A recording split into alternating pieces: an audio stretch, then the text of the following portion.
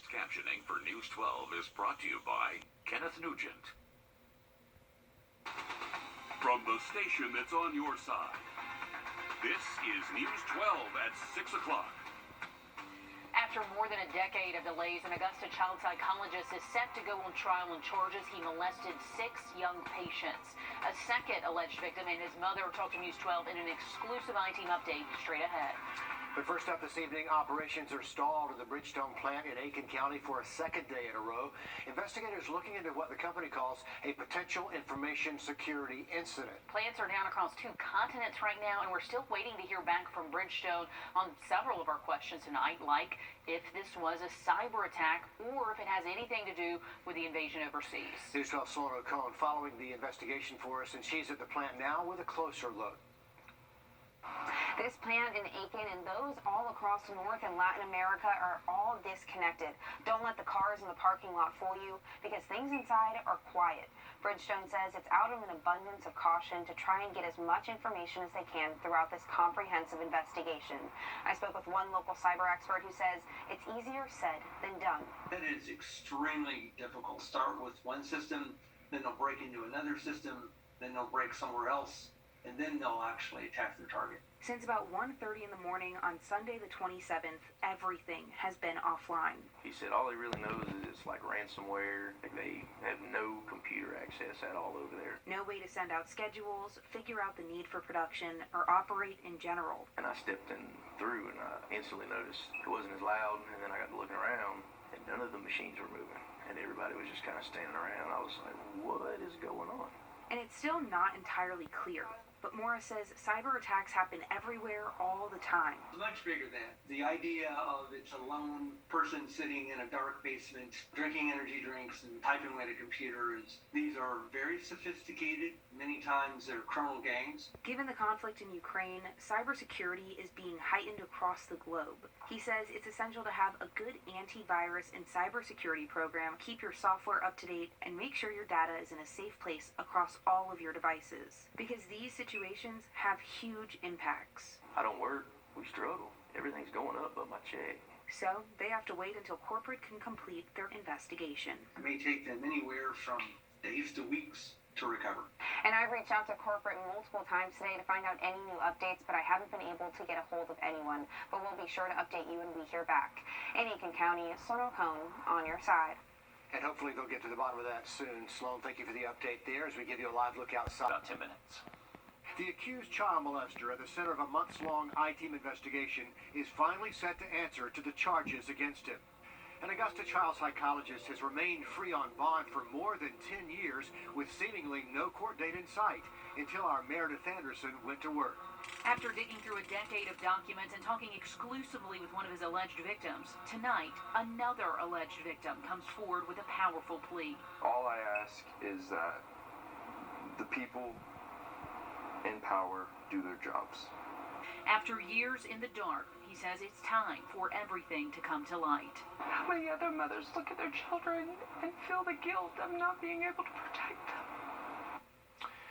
Dr. Kenneth McPherson was arrested back in 2011 on charges he sexually molested as many as 6 of his young patients. His trial was finally supposed to start next week, but tonight our I-Team's Meredith Anderson is breaking a major development in this case as a young man connected to it talks about it publicly for the first time. The court calendar still shows jury selection is supposed to start on March 7th, but the I-Team has learned Dr. McPherson is scheduled to be in court tomorrow. That could mean a plea deal. So after all this time, closure could come exactly 1 week before the trial was set to start. Dr. Kenneth McPherson spent 156 days as an inmate at the Charles B. Webster Detention Center before he was released on bond. But one of his alleged victims, I was 4 years old. feels like he's been a prisoner every day since. And it's not been a few months. It's been the majority of my life. He's not ready to tell you his name or show you his face, but he wants you to hear his story. Yeah, it's like, how do you even begin this conversation? You don't want to. And it's no disrespect to you, but I don't want to be here right now. I am not enjoying this. I am revealing a part of myself and who I am that I was perfectly okay with never seeing again. And just as he tried to forget about what happened, he believes the justice system did the same. When you tell somebody about it, it's more than being vulnerable. You feel like you're giving away a piece of your humanity. It's embarrassing. It really is. Do you feel forgotten? Oh, absolutely. He says that lack of closure has forced him to live with questions for nearly his entire life. Did I do something wrong? Why did he do this? And why me? And it's not until, over 10 years later that I found it wasn't my fault. That's the hardest thing to come to grips with. He is just one of the 6 children connected to the case. In all, 2 grand juries indicted Dr. McPherson on 7 felony counts of child molestation and 1 count of sexual exploitation of a minor. That happened in 2011, but the I-Team uncovered it could have happened years earlier. That's because documents show 2 of those children first spoke up in 2005. We found both their mothers reported sexual behavior during therapy sessions, but at the time, investigators said they couldn't find any evidence of a crime, meaning Dr. McPherson continued to treat children for 6 more years. Children like Zachary Potts. I didn't have no clothes on, and all I know is he didn't have no clothes on either. Zachary's grandmother, Ruby Van Inkenborg, reported the alleged abuse in 2011. Investigators got a search warrant and found a naked photo of Zachary on Dr. McPherson's computer. I can still see that picture, the look on his face. It was just pure fear. Not long after, the grand jury indictments followed, and Dr. McPherson lost his license to practice. Those indictments included the first 2 cases that surfaced back in 2005, meaning, had Dr. McPherson been arrested when those allegations were first made, 4 more children, 4 more families might have been spared what they describe as a decade of darkness. And as a mom, that's our job, to protect our children. And not being able to do that. And then when the truth is surfaced, and you bring it to the people that are supposed to protect your children, and they don't. Another struggle as they await closure, Dr. McPherson's bond conditions. For more than 10 years, he's all but remained a free man, with the exception of his 10 o'clock curfew and having to live with his parents. Most people are in their homes before 10 p.m. Nothing changed for him. Nothing. Only difference now is he doesn't have to pay rent because he lives with his mom and dad. During the day, he's still legally allowed to move about the community. After it happened, I ran into him in Walmart, and it was just the most horrific thing. I actually went home and got physically ill. In this case, time hasn't healed these wounds. It's only made some of them deeper. How can you seek out professional help when the last professional violated you on so many levels? So do you have a worry that on the 11th hour there's going to be yet another delay and it's going to be pushed back and not dealt with? It's more of an expectation at this point. After years and years of delays, the I-Team found the case almost went to trial back in 2018, but even then it would come up on the calendar only to get pushed to the next and the next and the next.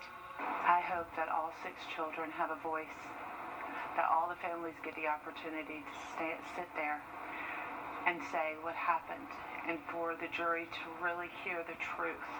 Until this is finally over, it will continue to cast a long shadow. But with closure finally now in sight, there's light at the end of a very dark and very long tunnel. I've spoken my truth. I've done what I can do. Now it's time for others to do what they're supposed to do. The judge has signed the paperwork allowing for us to have our cameras in the courtroom tomorrow. I will be there starting bright and early in the morning. And we're looking forward to seeing, hopefully, some closure to such a long journey. Meredith, thank you.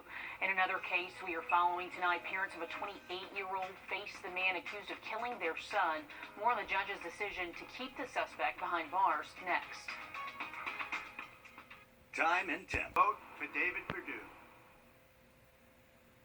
A Columbia County man will now stay behind bars for his alleged role in an overdose death.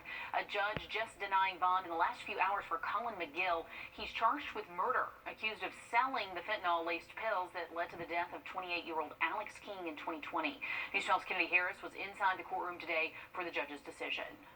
I'm sick with grief, and it's taken around some strength and courage for me to come here today. From a courtroom screen, Alex King's parents face the man accused of killing their son. Today's my son Alex's birthday. He would have turned 30 years old.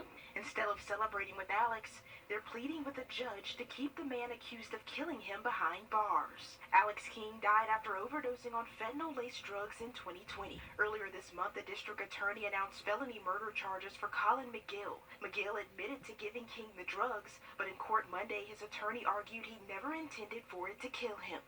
We would ask the court to consider this as more akin to an involuntary manslaughter. Assistant District Attorney Natalie Payne said McGill was a frequent dealer to King. Investigators found more than 900 text messages related to purchasing narcotics over the course of 1 year.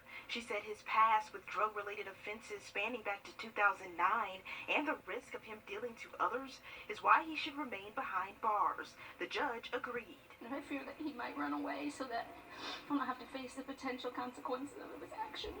McGill's attorneys claim the state's evidence is weak. There's never been a case brought like this before, and there is no evidence that the state will ever produce that there was a knowing, foreseeable likelihood that the alleged victim would die. Kennedy Harris, on your side. Alex's stepdad tells us he wants to keep his story alive, and they're hoping his case helps prevent this from happening to someone else. Well, after months of back and forth legal... On your sideline, sports brought to you by the Hawk Law Group. Last year, the Silver Bluff girls basketball team came up just short of a state title, losing to Saluda in the championship. They've been on a tear this season, losing just 3 games on their way back to the state semis. Today, they took on Andrew Jackson in the lower state championship for a spot in the state title game. There's Aaliyah Lawrence, the talented junior for the Bulldogs. She gets things started with a triple in the first. She had 11 points. Chasing Red's club started to build a nice lead in the second thanks to Amina Taylor, who hits this 3 here. She had 8 of her 12 in the second quarter. Bulldogs led by 9 with 6 minutes left, but here come the Volunteers. Nyana Asbel puts one up and in as Andrew Jackson starts to chip away. Then Asbel gets the steal and goes coast to coast. She had 16 points, 9 in the third quarter alone, and she's only an 8th grader getting the and one there. The duo of Asbel and Tamina Watkins combined for 34 of Andrew Jackson's 45 points, and after leading all games, Silver Bluff loses a heartbreaker, 45-40, ending their season. Nick, thanks a lot. No camera footage, no witnesses, and after 8 days, no suspect in a deadly hit and run. How an Augusta family is holding out hope for justice and where they say they go from here. The Live by Camera Network. The Live by Camera Network is brought to you by Mountaineer Pest Services. I'm Laura Warren, inviting News 12 viewers on an adventure to Montreal, Quebec City, and Canadian Maritimes, August 4th to the 14th. Experience picturesque small towns and beaches, as well as the historic cities along the Atlantic coast, as we use roads and rails on this Canadian adventure. Visit holidayvacations.com, keyword Augusta, to learn more about this tour and watch a travel show, or call 888-557-1020 for a free brochure. With less moderate... A cross and balloons marking the spot of a deadly hit and run in Augusta. It's been more than a week now since that crash claimed the life of 38-year-old Jerry McKinnon. His family and deputies still searching for the person who hit him and just kept on driving down the road. We have News 12's Will Rio live in our newsroom, and so after 8 days and no answers, Will, the family says they are frustrated. Yeah, deputies unfortunately say they don't have any new information for the public. The family says they can't get closure in this case, and they're frustrated no one has stepped up or given any information or told the truth. You don't any sense. Nobody seen, heard anything. Tire tracks and a memorial, the only witnesses so far to the deadly hit and run. Bean was a good guy, and he didn't deserve that. He was a quiet guy who his family says was a loving cousin, uncle, brother, and son. He would help anybody out with anything. But the past week has been full of more questions than answers. I don't understand how you hit someone and leave them laying there, and you wait a whole week, and you've not said a word. The evidence gathered so far, not enough to connect it to a suspect. Do none of y'all have a heart to come forward? Because this is not going to go away. No camera footage or witnesses in this case. Your freedom right now is just temporary, and what you did to Bean and to our family is permanent. The family says they're not going to stop until they find the driver. Let us have some kind of peace with it, because it's not going away. We're not going to go away. We're not going to quit. We will get justice for him. Now, the family says Jeremy's funeral will be sometime later this week. They're talking about putting a reward out for any information if no one has stepped forward by then. And the family certainly deserves some answers. Will, thanks for the live update there from our newsroom. Riley?